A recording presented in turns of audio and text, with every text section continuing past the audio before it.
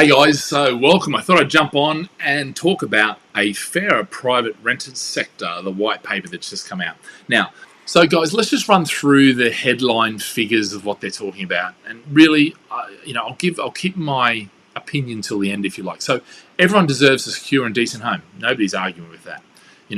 They're firmly committed to helping Generation Rent to become Generation Buy. Yep, great. Renters should have a positive housing experience. Well, maybe if you paid them better and you did that, this is nothing to do with the housing side of things. This is to do with government policy. Yeah, the white paper builds on the vision of levelling up white paper and sets out the plans to fundamentally reform and level up housing quality. Like housing quality, fine. There are some crappy houses out there, but you know what? If local councils took more of an interest and with all that money they made from licensing actually did something about it, well, maybe they wouldn't have such a bad thing. Damp and cold homes could make people ill and cause respiratory conditions. Children in cold homes are twice as more likely to suffer blah, blah, blah. Yeah, great. Okay, that needs to be fixed. That is something that, for certain homes, it is very hard. But then give incentives to get the friggin' things fixed up rather than penalise. See, this is one of the problems, is everything's about a penalty, not about inducement or investment. By taking away and adding all this compliance and all this sort of stick with no carrot, where the hell are the people going to get the money from? It's not like house prices are bucketing up in every region. In fact, most regions, they're sitting around doing nothing, and they have been for quite a while. So, too many renters face a lack of security that hits aspiration, makes life harder for families. Yeah, well, too many. That's a pretty generic term, Private renters spend an average of 31% of their household income on rent, more than social renters 27%, and homeowners with mortgages 18%. Well, you know what? If that's the case and it's almost double, 31 versus 18, then why not help them get on the ladder to get their own property so they're paying a mortgage rather than renting? Maybe. I mean, look, there's reasons for renting. There's no problems there. And the reality is that, for me, is a bit misleading because that's a government failure to get people on the ladder, not actually anything to do with the type of property they're living. Frequent home moves are expensive, with moving costs of hundreds of pounds. Yeah, that's right. This makes it harder to save a deposit.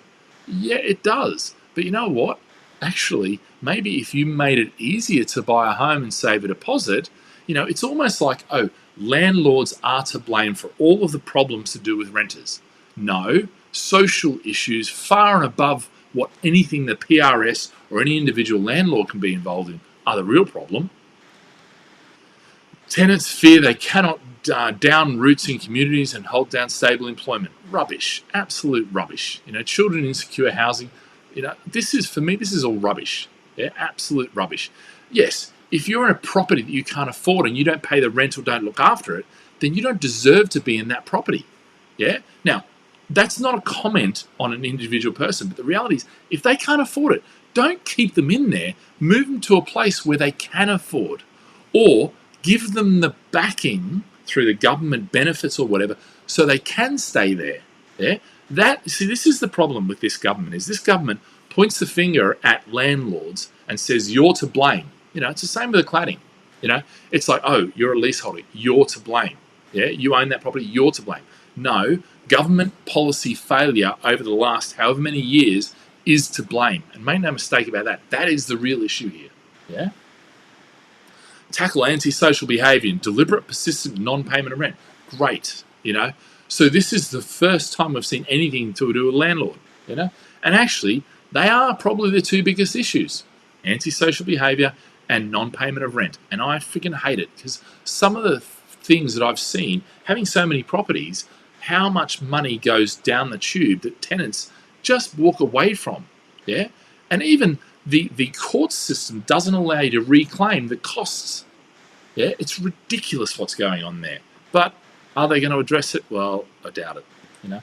So that kind of gives you the sort of wherewithal, if you like, of where what's being done. Look, then they go on to what have they done, and that is the biggest load of trollop crap that I've ever seen.